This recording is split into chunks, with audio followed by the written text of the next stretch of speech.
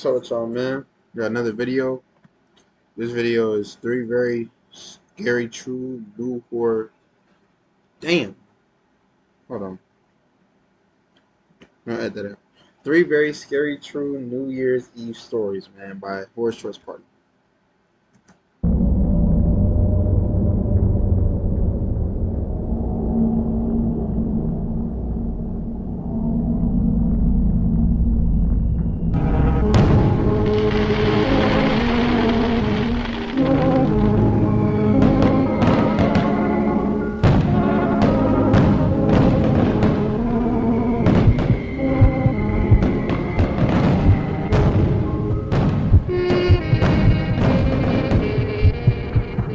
This happened in the early 2000s when I was a little girl.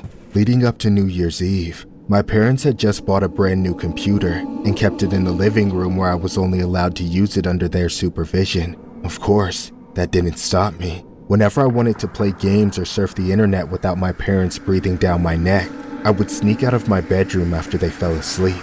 At night, I could do whatever I wanted, but the one thing I did most was chat with this girl named Christine who I became friends with online. Over time, we became very close, talking almost every night until we called each other best friends. I opened up about how strict my parents were, while she talked about her parents didn't seem to pay any attention to her at all. We discussed a meeting in person many times, but we discovered that we lived nearly 50 miles apart, which was an impossible distance for either of us to cover at that age. I feel like with strict parents, bro, it just depends on what it is, bro. Because I feel like when you're too strict, you're just gonna make them sneaky, bro. It's like that's the only other option.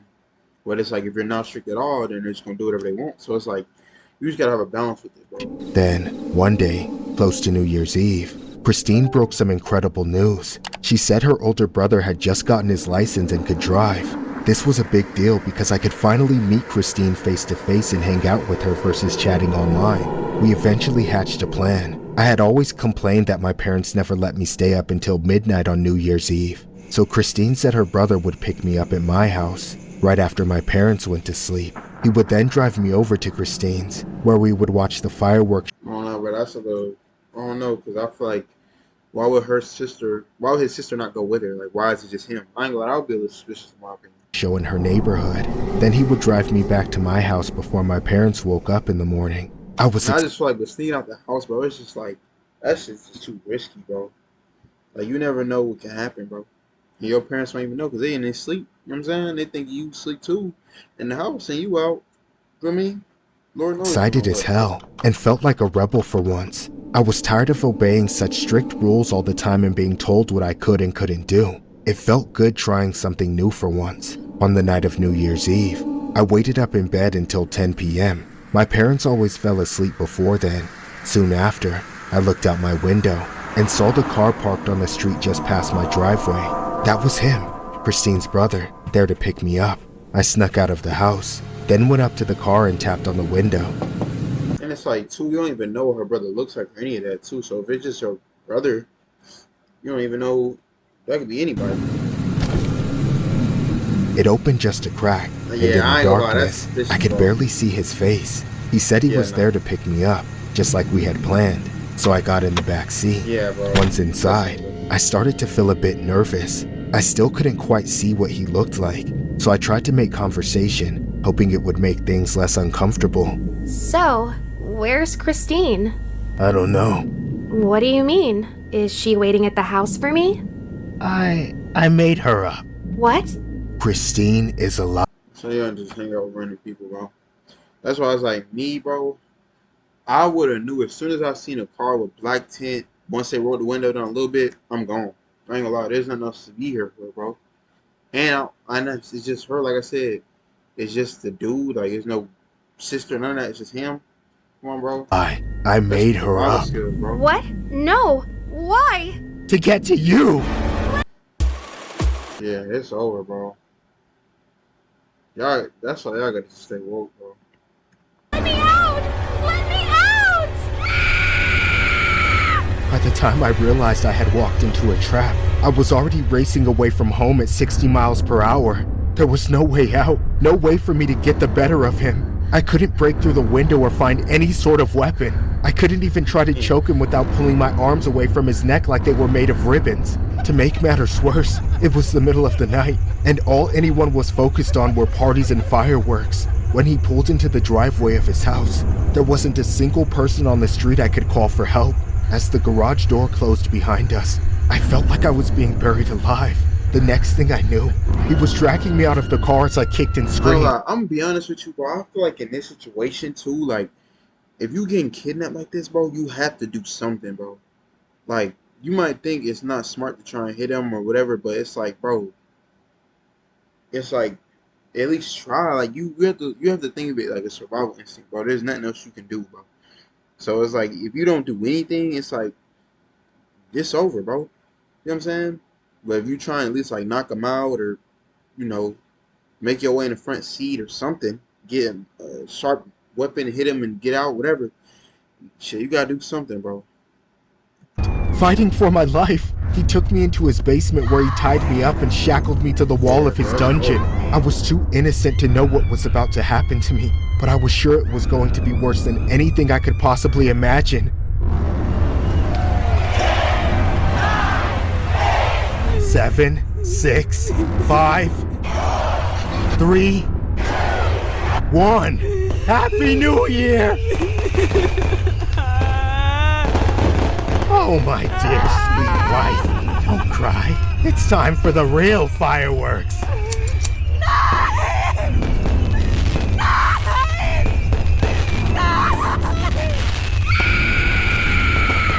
I never left that dungeon, not as the same person I was when I was forced into it anyway, for days. Like, where's her family, bro? Like, they didn't try and look for you or anything?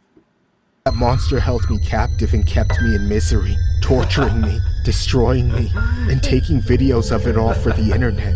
It took nearly a week for the authorities to catch up and rescue me, but by then, there was little left of me to free. Allegedly, the police had gotten an anonymous tip from one of his online viewers, which led them to my rescue. My entire life since then has been a slow, agonizing crawl back to a semblance of normalcy. Every New Year's Eve, it feels like I'm right back where I started. On New Year's Day of 2002, a young female named Alicia Kozakevich disappeared from her suburban Pennsylvania home following a family dinner. Suspicions that Alicia may have been lured by someone she had met while chatting on the internet proved to be true. For 4 days, Alicia had been tortured while she was held captive in the basement by a 38-year-old computer programmer who she met in an online chat room months earlier. The horrific images of Alicia's torment in captivity were posted on the internet by her abductor. Authorities were able to track Alicia from an anonymous tip from one of her abductor's online acquaintances to a townhouse in Virginia where they found her chained to the floor with a locked collar around her neck in what Alicia describes as a dungeon. Allegedly, Alicia originally developed a close online relationship with Christine, whom she believed was a 14-year-old girl with long red hair. Alicia later learned that Christine was a 42-year-old man, but in the online world where identity is often ambiguous, Alicia remained friends with Christine. Eventually, Christine introduced Alicia to the man who would later become her abductor. Alicia's abductor is presently serving out a 20-year prison sentence.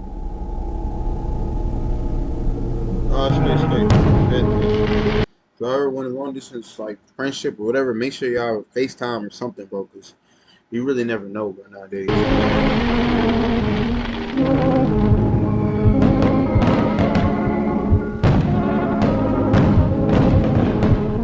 I lived with my mother, brother, and 3 sisters. Unfortunately, our father has been gone for many years. My brother, being the oldest child and only son, believes this makes him the man of the household, but he's anything but that. He's just a piece of shit. He just bullies all of us, including my mom. When my dad was around, we could at least rely on him to keep us safe. But ever since he left, my brother took control of everything. He easily overpowers us by force whenever he wants. Our only advantage is that we outnumber him, but that doesn't mean he isn't able to single us out when he gets the chance. Recently, however, my mom wanted us to do something as a family for New Year's Eve, so she booked us a hotel room. I don't know where she got the idea from, but I suspect my brother had something to do with it. Or maybe she thought it would help us form a better relationship with him. But as cramped as our house was, the hotel room we found ourselves in that night brought us into a world of absolute hell. The problem started But I feel like if it's 6 people, like a hotel is not really too much. If y'all all got the same room, it's not really gonna make a difference. almost right away when we tried to discuss the sleeping arrangements. My brother wanted the big bed in the larger private room meant for parents all to himself, leaving the 4 of us girls and our mother to fight for space on the 2 tiny beds in the main room. Why, if there's 6 of y'all, why are y'all even having 2 beds or 3 beds? Like, cause I ain't gonna lie, I really don't blame him. Like, if I was in this situation, I would rather sleep with myself and y'all figure that out. Cause I feel like females they're more likely to sleep with each other like that anyway. But it's like, I don't know. I wouldn't really. When we said that wasn't fair, he grabbed our youngest sister and said she would share the bed with him to make space for the rest of us. This caused everything to explode into madness. We knew he was going to do something horrible to her, and he was clearly willing to trade her for me or either of my other sisters. Our mom, desperate to defuse things, offered to take her place, but he said he would rather die than sleep next to someone as old, fat, and ugly as her. For hours, we fought and fought until it was almost midnight. Suddenly, our mom told us all to stop so we could at least appreciate the whole point of why we came to the hotel in the first place. To watch the countdown to New Year's and the fireworks that followed. We all knew the argument would resume as soon as the show was finished, but everyone seemed tired enough to take a break, even if it was only for a few minutes. So, we all gathered on the small balcony just outside our room. It was freezing, but nobody wanted to huddle together for fear of our brother touching us. For 10 unbearably awkward seconds, we counted down as one family. Then the fireworks started, enough to keep us distracted for just a moment. Sadly, my brother tried to use the fireworks as a diversion. While he thought nobody was looking, he put his hand over my little sister's mouth and tried to pull her back inside the hotel. He managed. I don't know, if y'all knew he was like this, bro, because they said this earlier that he was gonna do some weird stuff. I feel like why would they even allow him to be around her, bro? After that. To close the door on us, almost locking us out. But my older sister noticed at the last second and grabbed the door to keep it from locking. Then my mom joined her and they ripped the door open. Before I knew it, the 2 of them and my older sister rushed inside, leaving the door wide open for me to follow. But I didn't. The fireworks were still going on for a little while. I figured there wasn't any point in trying to change anything anymore, so I decided to enjoy one nice thing in my life while I could. Just when I thought I had a moment to myself, all hell broke loose. I looked back inside moments later and saw my brother with a knife. He charged after my sisters, but my mother jumped in the way to protect them. He then stabbed her without even flinching. When he was done with her, he didn't hesitate to finish what he started. It didn't matter if they ran or fought back. He caught them and was trying to take them all out, stabbing and slicing them one by one. I had to get away, but there was only one way out, down. I climbed over the railing of the balcony and started to make my way to the lower level, but by then, I had already waited too long.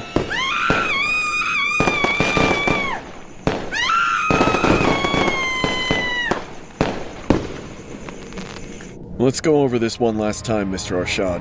These bodies, they are your family, correct? My mother and beautiful sisters, yes. And you did these things to them, right? I poked them and cut them until they were dead. So, you killed them. I did! At the stroke of the new year. Okay. And then from midnight until housekeeping found you at 7 in the morning, what were you doing? Do you really want to know? Yes. Do you really, really want to know? Yes! Do you really, really, really want to know? Just tell me! Tell me, goddammit! Well, it's the holidays, isn't it? We finally had some family bonding time.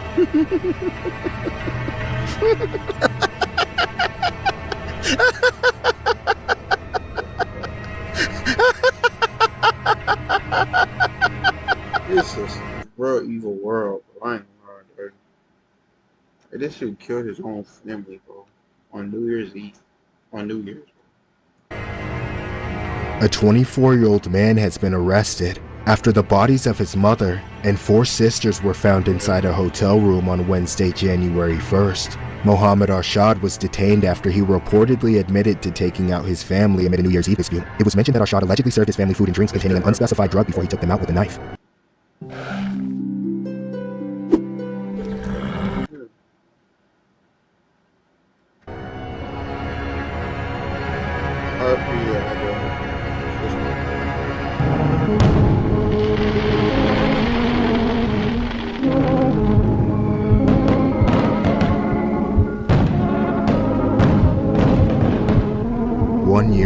I was celebrating the final day of 2024.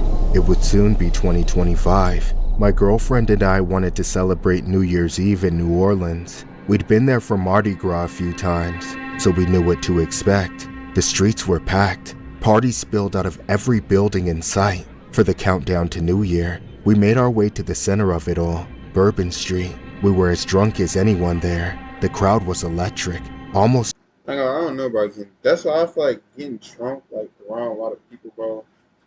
It's just not safe.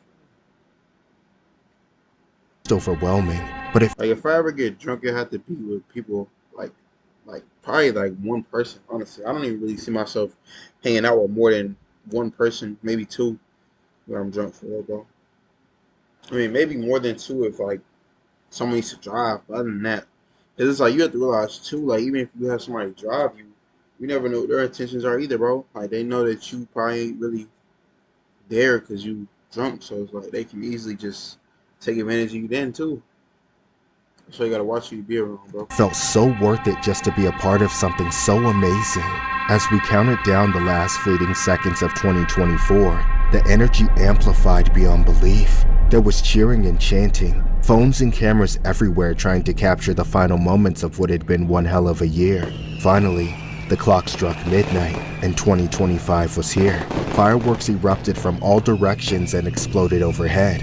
As I leaned over to give my girlfriend a kiss, our moment was cut short by a sudden shift in the air. The cheers turned to shouting, then screaming. The year was less than a minute old, yet something was already wrong.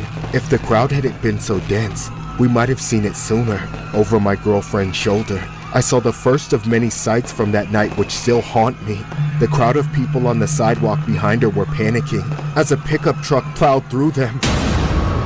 Acting on pure instinct, I grabbed my girlfriend and jumped out of the way. We fell through the air as the truck flew past us. I held onto her as tight as I could, but just before I hit the ground, I felt her slip out of my hands. After landing on the ground, I immediately looked back at her, but she wasn't there. Her body was tumbling across the pavement, and that's when I realized the truck had hit her. It continued. Right around this situation, bro,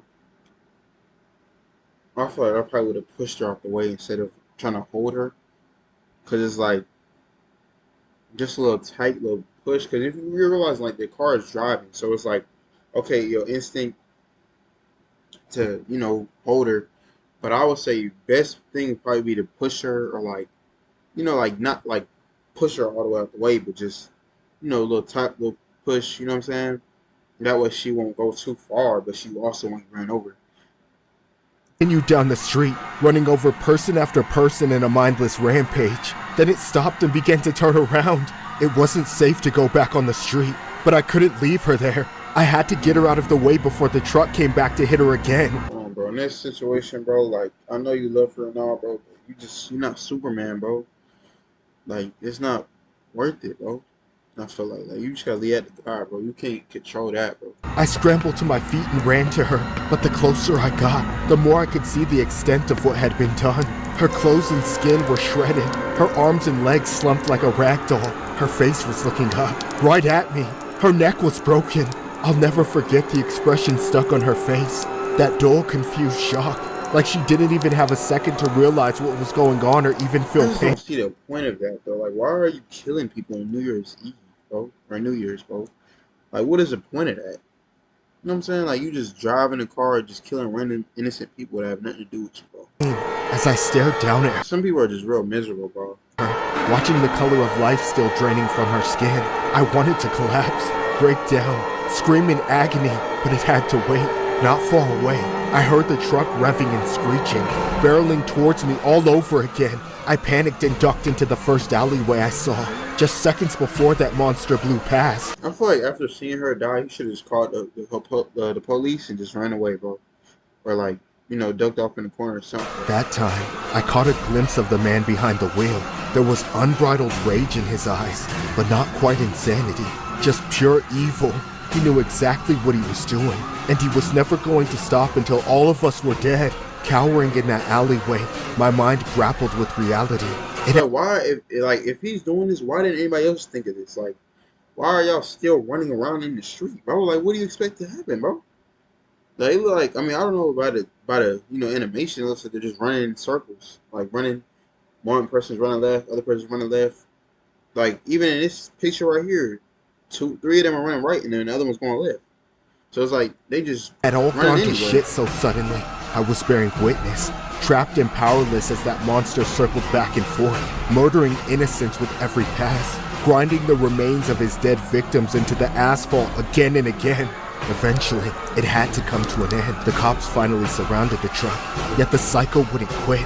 I watched as he stepped out and opened fire on the police without a moment's hesitation. Yeah, dog. This world is just insane, bro. Like it's just people have so little to like lose, bro. Like they just don't even care, bro. He wounded a couple of them, but within a few seconds, they took him out. The instant he hit the dirt, I felt a wave of compulsion. I ran out into the street and right to my girlfriend. I wanted to be with her even though I knew she was gone. Looking back though, seeing her... Why didn't the cops call the medics or like anything, like Because it's like if they got here, they had to have been called. Especially because it's like on New Year's, it's a lot of fireworks and stuff. So it's like I might think it's fireworks, but if you hear screaming, it's like what took them so long to get here? again after she had been run over So long for people to like call them. so many more times was probably a mistake. In the aftermath, I was inconsolable, convinced it should have been me that died, not her. I should have just shoved her out of the way instead That's of what trying I'm to... saying. Like I don't understand why you would try and grab her like and jump like you in a superhero, bro. Like if you would have pushed her, then okay, you push her, then she'll get up, y'all get up and y'all run somewhere, like duck off in the corner or something. You know what I'm saying? But trying to hold on to her, like, it's obviously if you hitting the ground, you're not going. If you holding her arm, like you hit the ground, you ain't going to still be with her. At least hug her or something. But grabbing her arm, it's like, what is that really gonna do? If you hit the ground, it's gonna be some type of impact. I ain't gonna, you know, I don't save know. myself too. But I mean, at the same time, that is like a in the moment thing. So it's like. I I had wouldn't to even say explain that's to her wrong. family the way she died, expecting to be torn to pieces for failing her. However, those who could manage to speak told me it wasn't my fault. There was only Yeah, I ain't one like man it's not his fault. responsible, the man driving the truck. Like, he His shouldn't name have was done that. Shamsuddin Jabbar. The police found a terrorist flag in his truck, as well as several videos he posted just before the attack. In them, he pledged his allegiance to that evil cause, plainly stating what he planned to do. In the end, over a dozen people were killed that night, and many more suffered life-altering injuries. The funeral for my girlfriend was held a week later. Today, as New Year's Eve approaches once more, these memories have resurfaced, as crystal clear and painful as the day they were carved into me. If it is even possible to celebrate New Year's Eve at this point, I will be doing it alone. Damn. On January 1st of 2025, at around 3:15 a.m., Shamsuddin Jabbar, a 42-year-old American, drove a pickup truck into a crowd on Bourbon Street in New Orleans, Louisiana, then exited the truck and engaged in a shootout with police before being fatally taken out. 14 victims were killed, plus the perpetrator, and at least 57 others were injured, including 2 police officers. The attack occurred during New Year's celebrations in the city, which was scheduled to host the 2025 Sugar Bowl later that day. The assailant, Shamsuddin Jabbar, was an American-born resident of Houston, Texas. An ISIS flag was found in the truck. It was stated that Jabbar had been inspired by ISIS. Jabbar had allegedly posted videos pledging his allegiance to ISIS in the hours before the attack. Well, that's it for this video, man. Y'all stay safe. It's a new year coming up, man. Y'all just stay safe, stay focused, man. Just get right with God, man. New videos coming. Might be one of my last videos of 2025, but love y'all, man. Have a great day, man.